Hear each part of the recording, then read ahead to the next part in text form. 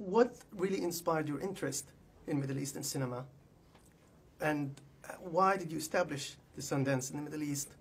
And are you aware of the impact you have made on Arab cinema? Well, let's start with the last question. No, I'm not aware of the impact. I'm happy to hear it from you, but I'm not aware of it. The reason for doing it was that in 1980, I felt that the film business was changing in that the main part of the business was becoming more centralized and being focused on the youth market, where they felt the money was.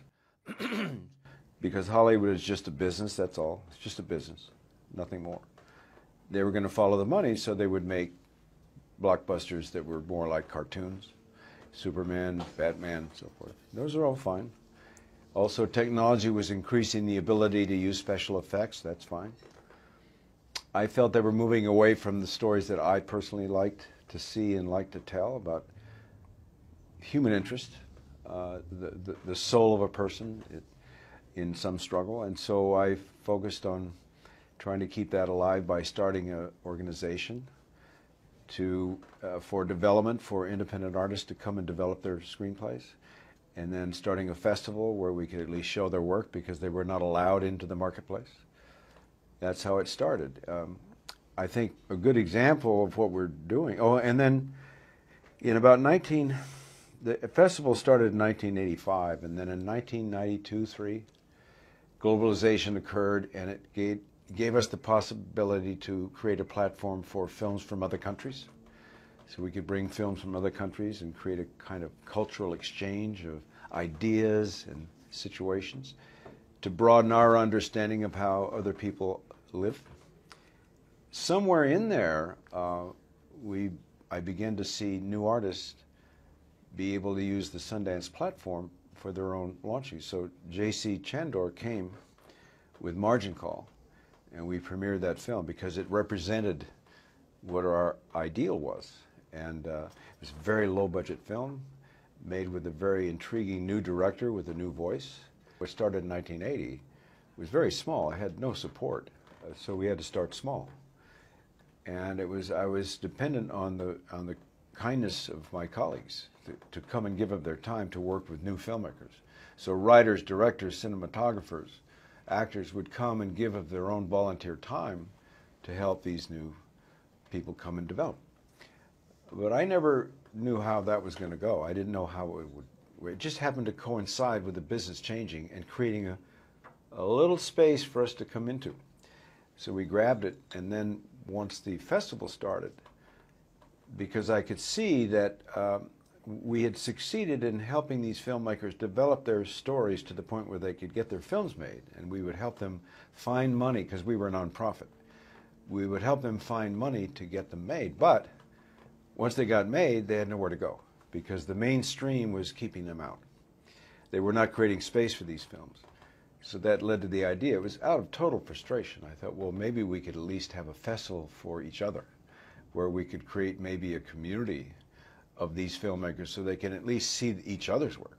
And maybe if we're lucky, somebody will come, So that's how it started in 1985. And there was nobody. We had one theater and maybe 35, 40 people wandering around. And that's how it started. But once it started to move, then suddenly things began to happen and new opportunities came, like foreign films, bringing them there, bringing foreign filmmakers to our lab. So Beasts of the Southern Wild, Wajda, these films, many of them were developed at the lab. So that I didn't know that it would turn out so well. This is something you have done even before you established Sundance. You always insisted on working on movies, projects that have social and political message, even within Hollywood. That interests me. How do you view cinema? Is it a purely entertainment or an instrument to promote ideas and edify the masses? That's an interesting question. I think all of the above. In other words, I think our primary objective, our obligation, is to entertain. I think it's the entertainment business that we fit into. I just believe that you can entertain and also inform. if you're careful about informing, you don't get into propaganda or beating people over the head.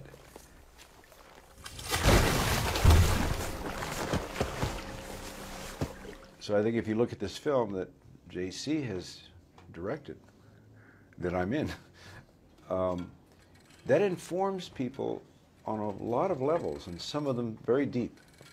It goes into the soul of who you are and what you would do under certain circumstances. But I guess if I were to strip it all away, I would say that if I approach a project, it has 3 steps. It's story, character, and emotion. It has to have those 3.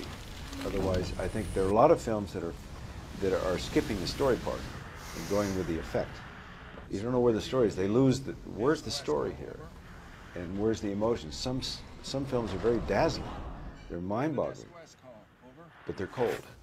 And for me, I need those 3 things. In this film, the reason I found it so attractive, it had all 3 things stripped right down to the bone.